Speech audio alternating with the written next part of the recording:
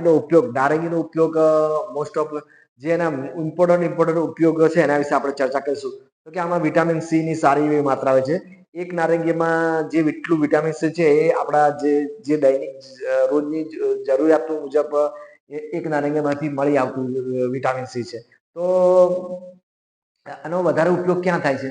તો કે જે લોકોને શું કદાચ તમે શરદી, ખાંસી, તાવ, ઝાડા, ઉલટી હોય એવો કઈ બીમારી લાગી હોય તો એ ટાઈમમાં શું તમે નારંગીનો રસ કે જ્યુસ બનાવીને પીવો તો શું છે તમે જલ્દી 3-4 દિવસમાં, આમ તો એ વાયરલ ઇન્ફેક્શનમાં 4-5 દિવસ લાગતા હોય છે.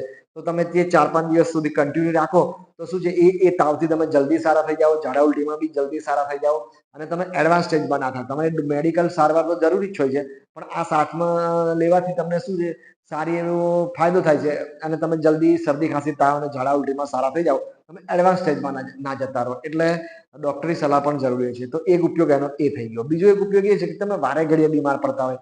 ઘણા છોકરાઓમાં એવું હોય કે મહિનો થાય ને બીમાર, 15 દિવસ થાય ને બીમાર. અમુક ઓલ્ડ એજ વાળા બી 15 દિવસ, મહિનો થાય ને શરદી, ખાંસી ને કઈ ને કઈ તાવ એટલે રોગ પ્રતિકારક શક્તિ ઓછી હોય. તો એ લોકો બી શું કરે કે કન્ટિન્યુ નારંગીનો ઉપયોગ કરવો જોઈએ. જેટલું બને એટલું વધારે, એટલી બધી કઈ મોંઘી નથી, આ કુદરતી ખજાનો જ છે. તો એને તમે કન્ટિન્યુ રાખો તો વિટામિન સી સારી એવી માત્રામાં તમને મળે. તો તમે આ 15 દિવસે બીમાર પડવાની જે તમારી પ્રણાલી છે, શરીરની બંધારણ છે, એ બધું સુધરી જશે અને તમે બહુ બીમાર ના પડો. અને બીજો એક એનો ઉપયોગ છે, ધારો કે તમને કોઈક અમુક ઋતુમાં, જેમ કે અત્યારે ચોમાસામાં બધાને ખબર છે ચોમાસામાં જે વાયરલ ને ડેન્ગ્યુ ને બધા બહુ મોટા રોગ, એટલે ચોમાસામાં ઘણી વખત ઘણાને એવા બીમાર પડી જાય કે એમને દાખલ થવું પડતું હોય અને ટ્રીટમેન્ટ લાંબી ચાલે. ઘણી વખત મોતનું જોખમ બી આવી જાય છે. તો એવું વારે ઘડીએ એવું લાગતું હોય, 2-3 વખતથી ચોમાસામાં એવું લાગતું હોય, તો તમે ચોમાસામાં શું કન્ટિન્યુ 3-4 મહિના નારંગી ચાલુ જ રાખો. બાળકોએ તો ખરેખર ચાલુ જ રાખવી જોઈએ, કેમ કે જો બાળક બીમાર પડશે અને જો ના સારું થાય તો તમે દાખલ કરવું પડે તો તમે વધારે હેરાનગતિ થાવ. એના કરતા કન્ટિન્યુ 3-4 મહિના ચોમાસામાં લઈ લો તો વધારે ફાયદો થાય.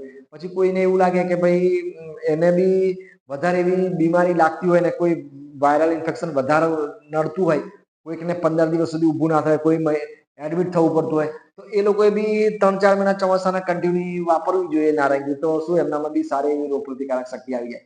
બીજો નારંગીનો ઉપયોગ છે કે તમે શું છે કે ઓલ્ડ એજમાં શું આપણને જો કેન્સરનું જોખમ આપણું ઘટાડી નાખે છે. કે જો આમ તો આપણી ઉંમર 80-90 ઉપર જવું હોય તો નારંગી છે એવા અમુક ઘણા ફળ છે કે જેમાં વિટામિન સી ને અમુક એન્ટીઓક્સિડન્ટ મળી રહેતા હોય, તો તમે લાંબુ ખેંચો. બીજો આનો એક ઉપયોગ છે કે તમારા ચહેરાની સુંદરતા વધારે, તમારી ચમક વધારે, કેમ કે આમાં અમુક એવા તત્વો હોય છે. હવે બીજો બી એક એનો ઉપયોગ છે નારંગીનો, શું છે કે તમારું પાચન, ફાઈબર્સ એમાં સારી માત્રામાં આવેલા હોય છે. ફાઈબર્સ એટલે શું, તમારા પાચન તંત્ર તમારું સુધારે અને તમે પાચન તંત્ર તમારું મજબૂત થાય. અને આ મેન નારંગીનો એક બીજો ઉપયોગ છે, નારંગીમાં પોટેશિયમ સારું એવું હોય છે.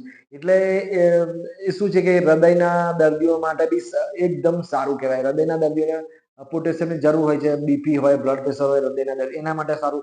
ડાયાબિટીસના દર્દીઓ બી છૂટથી લઈ શકે, કેમ કે આમાં કોઈ મીઠાશ હોતી નથી. અને મીઠાશ હોય થોડી ઘણી હોય છે, એ બી કુદરતી હોય છે, એટલે કે એટલું નુકસાન કરતું નથી ડાયાબિટીસના દર્દી. એટલે ડાયાબિટીસ, બીપી અને જે ઓલ્ડ એજમાં જે અમુક મોટા રોગો આવવાના હોય, કેન્સરની શરૂઆત થવાની, કેન્સર એવું મોટા ગમે તેવા રોગો હોય, તો એમાં પણ નારંગી ખાવી જોઈએ. આ એક આપણને કુદરતે આપેલું એક સારું એવું ફળ છે. ખરેખર આનો જે આપણે બિનજરૂરી ખોટા મસાલા ને પાન મસાલા ને શું કહેવાય, બર્ગર, પીઝા ને એમાં થોડો ટાઈમ બગાડે ચા નાસ્તો એના કરતા તો આ ખાવું વધારે સારું છે. સારું, ચાલો ત્યારે જેટલું મને ખબર છે તમને આ વિડીયો